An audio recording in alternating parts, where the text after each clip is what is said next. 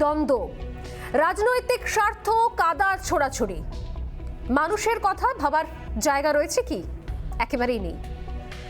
কারণ মানুষের কথা ভাবার মতো এই মুহূর্তে বোধহয় মানসিকতা নেই রাজনৈতিক নেতা নেত্রীদের।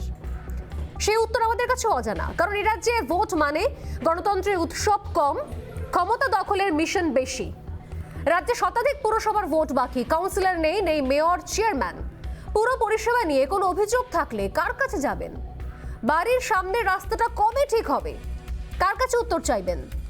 এমন অবস্থায় যখন শেষমেশ পুরো ভোটের উদ্যোগ নেওয়া হচ্ছে, সেখানেও রাজনীতি আর রাজনীতি। 19শে ডিসেম্বর কলকাতা এবং হাওড়ার পুরো ভোট, তবে তা হবে কি না তা নিয়েও প্রশ্ন দেখা দিয়েছে। কারণ একসঙ্গে সমস্ত পুরসভায় ভোট চায় বিজেপি, এমনকি গণনাও। ইতিমধ্যে এই বিষয় নিয়ে বিজেপি চলে গিয়েছে হাইকোর্টে। অন্যদিকে বিধানসভা ভোটে হারের থেকে শিক্ষা নিয়ে এবার সবকটি পুরো ভোটে পুরসভা ভিত্তিক মুখ খুঁজছে বিজেপি। প্রশ্ন উঠছে যে বিধানসভা ভোটে যেখানে মুখ দিতে ব্যর্থ হয়েছিল রাজ্যের বিজেপি, সেখানে সমস্ত পুরো ভোটে কি আদৌ মুখ খুঁজে নিতে পারবে বিজেপি?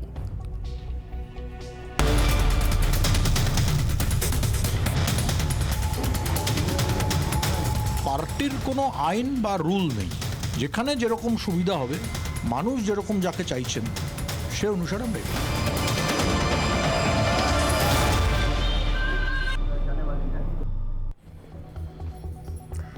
বিধানসভা ভোটে তৃণমূল নেত্রীর বিরুদ্ধে মুখ খুঁজে পায়নি বিজেপি, তার খেসারত দিতে হয়েছে রাজ্য বিজেপিকে। বিধানসভা ভোটে আশানুরূপ ফল হয়নি, তারপর উপনির্বাচনেও ভরাডুবি। সাংগঠনিক দুর্বলতা একদিকে এবং অন্যদিকে মুখের অভাব। এই সমস্ত ফ্যাক্টর থেকে শিক্ষা নিয়ে এবার পুরো ভোটে মুখ খুঁজে চলেছে বিজেপি। তবে এখানেই প্রশ্ন উঠছে, গোষ্ঠী কোন্দলে জেরবার বিজেপি কি পারবে সব পুরসভার মুখ খুঁজে বার করতে? কারণ গোষ্ঠী কোন্দল বেড়েই চলেছে রাজ্য বিজেপিতে। বুধবার হাওড়াতেই ফের প্রকাশ্যে বিজেপির গোষ্ঠী কোন্দল। বিজেপির হাওড়া সদর সভাপতি সরাসরি তোপ দেখেছেন শুভেন্দু অধিকারীর বিরুদ্ধে। শুভেন্দুর বানানো কমিটি তৃণমূলের বি টিম হয়ে কাজ করছে বলে সরাসরি অভিযোগ করেছেন তিনি, এবং তারপর বহিষ্কৃত হলেন। সব মিলিয়ে দিলীপ তথাগত পর্ব এখনো চলছে। জয় ব্যানার্জির দল ছাড়া হয়ে গেছে, তার মধ্যে পুরো ভোটের মুখে হাওড়ায় দলীয় কোন্দল। এমন পরিস্থিতিতে পুরো ভোটে এতগুলো মুখ খোঁজা স্বাভাবিকভাবেই বিজেপির কাছে পাহাড় প্রমাণ চ্যালেঞ্জ।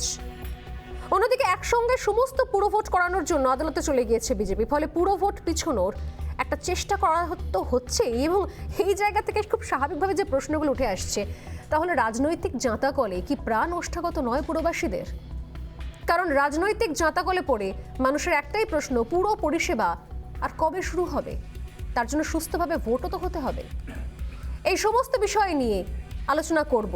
এবং যে দল বিরোধী জায়গায় বসে রয়েছে, যে দল এই মুহূর্তে পুরসভায় মুখ খোঁজার চেষ্টা করছে, সেখানে দাঁড়িয়ে এখনো পর্যন্ত গোষ্ঠী কোন্দল, এখনো পর্যন্ত কাদা ছোড়াছুড়ি, আদেও এখানে এতদিন ধরে যা বিষয় নিয়ে সরব বিরোধীরা, বিরোধীদের অধিকার, বিরোধীদের লড়াই, তাদের চ্যালেঞ্জ, এগুলোর আদৌ কোনো গুরুত্ব থাকছে কি?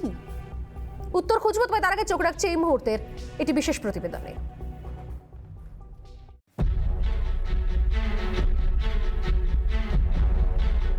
বিধানসভা ভোটে আশানুরূপ ফল হয়নি, উপনির্বাচনে ভরাডুবি, এবার মিশন পুরো ভোট।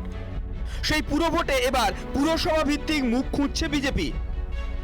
বিজেপি সূত্রে খবর, বেশ কয়েকটি পুর নিগমে ইতিমধ্যে মেয়র পদপ্রার্থীকে সামনে রেখে ভোটে লড়ার সিদ্ধান্ত নিয়েছে রাজ্য বিজেপি। দলীয় সূত্রে খবর, আসানসোল কেন্দ্রে জিতেন্দ্র তিওয়ারি, শিলিগুড়িতে শঙ্কর ঘোষদের নাম বিবেচনা করা হচ্ছে সংশ্লিষ্ট পুরো ভোটের প্রধান মুখ হিসেবে। নির্বাচনটা তো আমরা কাউকে সামনে রেখেও লড়তে পারি, মেয়র বা চেয়ারম্যান ঘোষণা না করেও। অনেক নির্বাচনই করা হয়, যেখানে যেরকম সুবিধা হবে, মানুষ যেরকম যাকে চাইছেন সে অনুসারে আমরা এগোবো। ভারতীয় জনতা পার্টি হলো পার্টি উইথ ডিফারেন্স, এবং এই দল যৌথ নেতৃত্বে বিশ্বাস করে, কোনো ব্যক্তি কেন্দ্রিক এটা দল না। 21-এর বিধানসভা ভোটে 294টি কেন্দ্রে বিজেপির প্রার্থী ছিল, কিন্তু তাদের মধ্যে কোনো একজনকেও তৃণমূল নেত্রী মমতা বন্দ্যোপাধ্যায়ের বিকল্প হিসেবে তুলে ধরতে ব্যর্থ হয় বিজেপি নেতৃত্ব। রাজনৈতিক মহলের একাংশের ব্যাখ্যা, বিধানসভা ভোটে কোনো মুখকেই সামনে না রেখে লড়ার মাসুল দিতে হয়েছে পদ্ম শিবিরকে। সেখান থেকে শিক্ষা নিয়েই এবার পুরো ভোটে পুরসভা ভিত্তিক মুখ তুলে ধরতে চাইছে বিজেপি। কিন্তু সেই পথ কি আদৌ সহজ হবে? কারণ বর্তমানে অন্তর্দ্বন্দ্বে কার্যত জেরবার অবস্থা রাজ্য বিজেপির। তথাগত বনাম দিলীপ পর্ব তো এখনো চলছে। সম্প্রতি দল ছেড়েছেন জয় ব্যানার্জি। এরই মধ্যে মঙ্গলবার হাওড়ায় বিজেপির গোষ্ঠী কোন্দল প্রকাশ্যে। শুভেন্দু অধিকারীর তৈরি নির্বাচনী কমিটি তৃণমূল বি টিম বলে তোপ দেখেছেন খোদ হাওড়া সদরের বিজেপি সভাপতি সুরজিৎ সাহা। তো শুভেন্দুবাবু নাম প্রস্তাব করা মানে শুভেন্দুবাবু তো ভারতীয় জনতা পার্টিতে কারা কাজ করেন তাদের নাম জানেন না, উনি তৃণমূলে যারা কাজ করেন তাদের নাম জানেন। তাই ভারতীয় জনতা পার্টিতে তৃণমূলীকরণ ভারতীয় জনতা পার্টি হাওড়া সদর জেলা মানে। কলকাতার পাশাপাশি হাওড়াতেও সামনে পুরভোট। আর এই অবস্থায় হাওড়ায় বিজেপির ভিতরে কোন্দল স্বাভাবিকভাবেই অস্বস্তির কারণ দলের কাছে। অন্যদিকে আরও একটি ফ্যাক্টর উঠে আসছে। রাজনৈতিক পর্যবেক্ষকরা বলছেন এই মুহূর্তে বিজেপির ফ্রন্ট ফুটে থাকা সেনাপতিদের মধ্যে বড় নাম শুভেন্দু অধিকারী। 21 বিধানসভা ভোটে নন্দীগ্রামে তৃণমূল নেত্রীকে হারিয়েছেন তিনি, যা পরাজয়ের মধ্যে খানিকটা স্বস্তির বাতাস ও উৎসাহ দেয় বিজেপির শীর্ষ নেতৃত্বকে। পুরো ভোটে তাকে কিভাবে ব্যবহার করবে বিজেপি, সেটাও এখন বড় প্রশ্ন। সাম্প্রতিক উপনির্বাচনে যেখানে বিজেপির ভরাডুবির জন্য সাংগঠনিক দুর্বলতার বিষয়টা উঠে আসছে, সেখানে উল্টো ইস্যু তৈরি করতে তৃণমূলের বিরুদ্ধে সরাসরি রিগিংয়ের অভিযোগ তুলে মাঠে নেমেছেন শুভেন্দু। ওই 86-87% উপনির্বাচনের ভোট দেখিয়ে ইভিএম পাল্টে ভোট লুট করে বিজেপিকে পশ্চিম বাংলার মানুষের হৃদয়ের থেকে মনের মণিকোঠা থেকে সরানো যাবে না। শিওরে কলকাতা এবং হাওড়ার পুরো ভোট। তার আগে বুধবার নন্দীগ্রাম দিবসে গ্রাউন্ড জিরোতেই মিছিল করলেন শুভেন্দু অধিকারী, বিঁধলেন শাসক দলকেও। একইভাবে তৃণমূলের ছোট বড় সব নেতা যেভাবে শুভেন্দুকে নিশানা করে, সেইভাবেই শুভেন্দুকে নিশানা করলেন তৃণমূলের মুখপাত্র কুণাল ঘোষ। তিনবারের মুখ্যমন্ত্রী মমতা ব্যানার্জি হাসছে শুভেন্দু অধিকারী। শুভেন্দু অধিকারী তার লেভেল বুঝে কথার উত্তর দেয়, আর বাকি এই সমস্ত ছোট খাটো লোক হাতি ছেড়ে বাজার। ওরাই পিঠে ছুরি মেরেছে, ওরা সিপিএম কে ঢুকিয়েছে, মমতা দিকে খবর দেয়নি। আগে সিপিএম কে দিয়ে দখল করিয়েছে, তারপর সমস্ত কিছুর পর তখন যখন ধ্বংসস্তূপ, সেখানে এসে নেতা হতে এসেছে।